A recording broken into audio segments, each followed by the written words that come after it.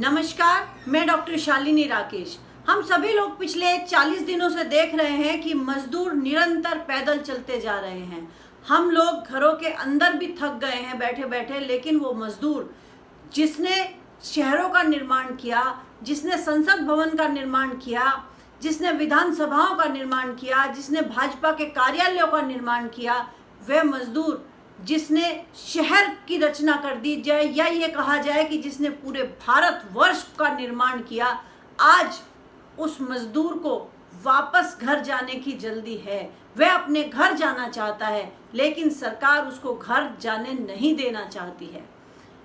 हम नहीं जानते थे, लेकिन मजदूर इस बात को जानता था कि सरकार उसकी मदद करने वाली नहीं थी। इसीलिए मजदूर ने पैदल ही अपने घर का रास्ता ले लिया था, और ना जाने कितने मजदूर पैदल चलते हुए मृत्यु को प्राप्त कर चुके हैं। छोटी छोटी बच्ची जो पैदल चल रही थी, एक बच्ची तो ऐसी है जो मृत्यु को प्राप्त हुई है, और अपने घर से 11 किलोमीटर दूर ही उस बच्ची ने दम तोड़ दिया था। अगर कोई गर्भवती महिला जो 7 महीने की प्रेग्नेंट है, उसके बावजूद वो 12-12 घंटे का सफ़र कर रही है। लोग बॉम्बे से लखनऊ पैदल आ रहे हैं, तमिलनाडु से बिहार आने की लोग मन में ठान लेते हैं। आखिर ऐसा क्यों है? क्यों सरकार उनको वापस घर भेजने देना नहीं चाहती है? सरकार इतनी विरोधी क्यों हो गई है? हम लोग सरकार को क्यों चुनते हैं? सरकार को आम जनता सिर्फ उस दिन के लिए चुनती है ताकि अगर कोई भी बुरा समय हम जनता के ऊपर आ जाए तो सरकार उसकी मदद करे। वरना तो गरीब आदमी, मध्यम वर्गीय, हम ही लोग तो सरकार को चलाते हैं। सरकार चलती किस चीज़ से? हम लोगों के टैक्स के पैसे से सरकार चलती है।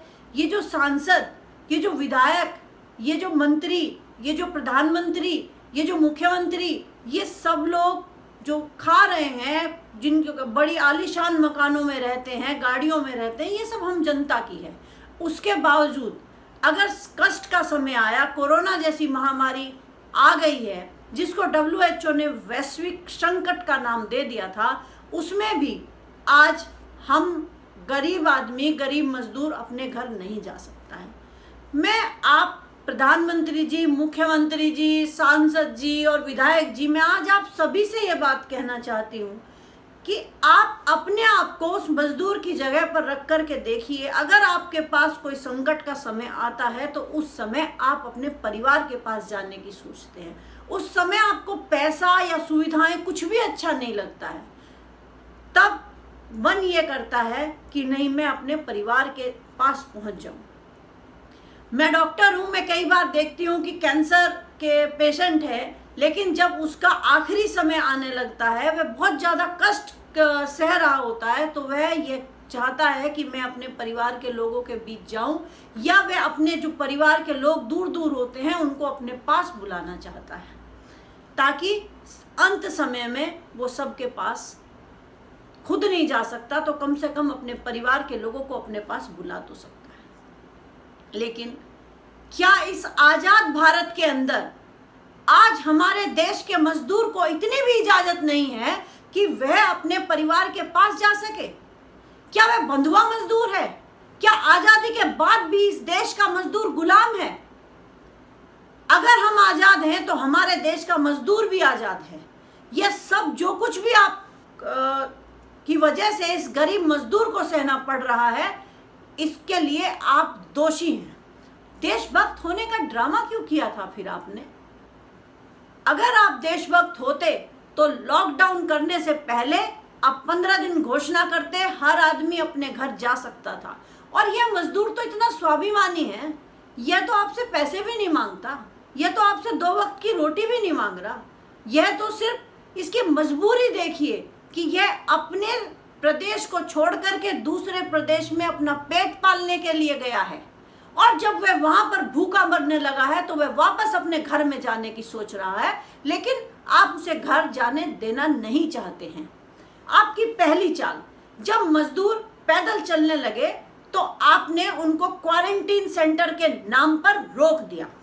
उनके ऊपर केमिकल का छिड़काव किया, उनको क्वारंटीन सेंटर जिन्हें आप बोलते हैं वो एक तरह के तबेले हैं, उनके अंदर उनको ठूस दिया गया जैसे वह कोई गुनाहगार हैं। वो गुनाहगार नहीं थे, लेकिन फिर भी उन्होंने यातनाएं सही। उनको इस तरह से खाना दिया गया जैसे जानवरों को खाना डाला जाता है। उसके बाद भी वह मजदूर हार नहीं माना, फिर भी वो पैदल चलता रहा। वह अपने घर जाना 40 दिन पहले भी चाहता था, वह आज भी अपने घर जाना चाहता है। आप आज उसे रीढ़ की हड्डी बता रहे हैं कि यह भारत की रीढ़ की हड्डी है। आपको पहले दिखाई नहीं दिया था कि यह भारत की रीढ़ की हड्डी है? इस रीढ़ की हड्डी की वजह से ही भारत टिका हुआ है। ये जो संसद भवन बनाए, ये जो विधानसभा भवन बनाए, किसने बनाए? इसी मजदूर ने बनाए। ये जो पर्यटक स्थल है जिन पर हम सभी लोग घूमने के लिए जाते हैं, वो सब किसने बनाए? ये उस मजदूर ने बनाए। ये जो मध्यम वर्गीय परिवार आज हाउसिंग सोसाइटी के अंदर रहता है, इनका निर्माता भी मजदूर ही है। और आप तो बड़े देशों से हिंदुओं को लाने वाले थे CANRC के नाम पर, बांग्लादेश से, अफगानिस्तान से, जो धार्मिक रूप से प्रताड़ित थे, आप उन सबको लाना चाहते थे। लेकिन इनको प्रताड़ना तो आपने ही दे दी। ये तो अपने ही देश में थे और ये तो हिंदू हैं। तो क्या आप हिंदू विरोधी हैं? क्या आप मजदूरों को वापस आने देना नहीं चाहते हैं? क्यों आपका मन ऐसा हो गया है? आप इतने कठोर कैसे हो गए हैं? वो 3000 करोड़ की मूर्ति के लिए आप पैसा खर्च कर सकते हैं। आप 8000 करोड़ का पर्सनल जेट अपने लिए, हवाई जहाज खरीद सकते हैं, लेकिन मजदूरों के लिए आप 100 करोड़ भी खर्च नहीं कर सकते हैं। 2 घंटे के प्रोग्राम के लिए आपने ट्रम्प के आयोजन जो आपने किया, उसके अंदर आपने 100 करोड़ रुपए खर्च कर दिए, लेकिन मजदूर के लिए आप 100 करोड़ रुपए खर्च नहीं करेंगे। पहले आपने कहा कि हम मजदूरों से किराया नहीं लेंगे, लेकिन आपने मजदूरों से किराया लिया। आपने मजदूरों से कहा कि ऑनलाइन रजिस्ट्रेशन कराए जाएंगे। आप बताइए कि मजदूर तो अंगूठा छाप होता है, अगर वो पढ़ा लिखा होता तो वह मजदूरी करता? मजदूरी करने वाला अंगूठा छाप व्यक्ति कैसे ऑनलाइन फॉर्म भरता? उसे ऑनलाइन फॉर्म वो नहीं भर सकता, इधर उधर धक्के वो खाता रहा। जब उसे दिखाए हताशा हुई, 40 दिन रहने के बावजूद भी वो घर नहीं जा रहा था, वो फिर से पैदल चल पड़ा है। कोई टीवी चैनल उसकी खबर दिखाने वाला नहीं था, और आज तो वो ऐसी स्थिति में पहुंच गया है, अगर लोग उससे पूछते हैं तो भी वो जवाब नहीं देता है, वो चुपचाप चले जा रहा है। कोई बेटा अपनी माँ को गोद में लेकर के चल रहा है। ऐसे देशभक्त श्रवण कुमार मैंने देखे हैं कि ये देखिए, ये हैं असली भारतवासी, ये हैं असली देशभक्त। ये मजदूर तो कोई पैसा लेकर के भी नहीं भागे हैं। क्या आपने सुना कोई मजदूर पैसा लेकर के भाग गया हो?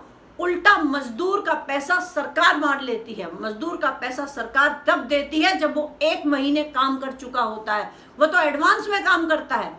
बाकी डॉक्टर है, वकील है, इंजीनियर है, बाकी तो लोग अपनी फीस पहले ले लेते हैं, लेकिन यह मजदूर काम करने के 1 महीने के बाद उसको तनख्वाह मिलती है। और वह तनख्वाह भी मजदूर अपनी मर्जी से नहीं लेता है, सरकार तय करती है कि तुम्हारी यह न्यूनतम मजदूरी है। जो उसको मजदूरी दे दी जाती है वह उसमें अपना और अपने बच्चों का पेट पालता है।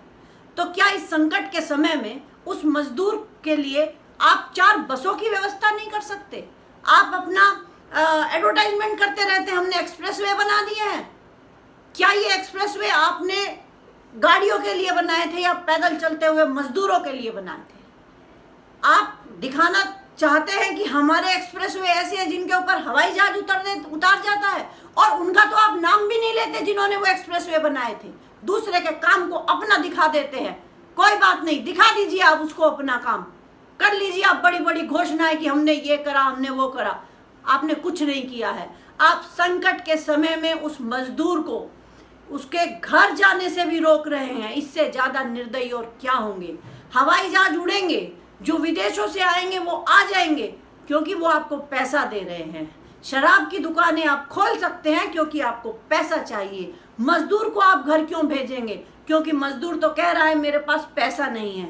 दूसरा, आपके पास जो पूंजीपति लोग हैं वो दोबारा से आपके पास फोन कर रहे हैं कि हमारे उद्योग कैसे चलेंगे। आप उनको रोक करके रखना चाहते हैं। और अभी तो एक और नई खबर आई है कि अब आपने जो प्रवासी मजदूर तमिलनाडु से बिहार आने थे, आपने उनको वापस भेज दिया है।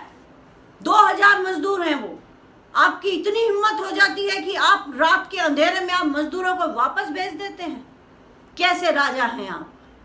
आप कहते हैं कि मैं आपका सेवक हूं। ऐसा सेवक होता है? ऐसा सेवक होता है कि जनता तड़प रही है, चिलचिलाती धूप के अंदर वो चल रहे हैं, बारिश के अंदर वो चल रहे हैं, ओलों में वो चल रहे हैं, भूखे प्यासे चल रहे हैं। आप विश्व गुरु बनना चाहते हैं? ऐसे बना जाता है विश्व गुरु? एक तरह से ठीक भी है। क्यों? क्योंकि आप दिखाना चाहते हैं कि आदमी कितने कम संसाधनों के अंदर चल सकता है। आज वो नमक और चावल खा करके चल रहे हैं। नमक और चावल। आपको तो 56 भोग चाहिए होते हैं खाना खाने के लिए, लेकिन मजदूर जब नमक और चावल खाता हुआ चल रहा है तो सारी दुनिया देख रही है कि भारत के अंदर कितनी गरीबी है। और आपको तो ये गरीबी दिखाने का फायदा है, तभी तो आपको दूसरे देशों से सहायता मिल रही है। लोग आपको पैसे दे रहे हैं, आपके ऊपर पैसों की बरसात कर रहे हैं। अब कहाँ गए वो आपके कार्यकर्ता? कहाँ गए आपके सांसद? कहाँ गए सत्ताधारी पक्ष के नेता जो हमेशा ये कहते थे कि हमारे तो इतना बड़ा हमारे कार्यकर्ता है, हमारे 1 करोड़ कार्यकर्ता है? हमें नहीं दिखाई देते कहीं पर भी भगवाधारी उनकी सेवा करते हुए? कोई सांसद हमें आज तक नहीं दिखाई दिया मजदूरों की सेवा करता हुआ, मजदूरों की व्यथा सुनता हुआ।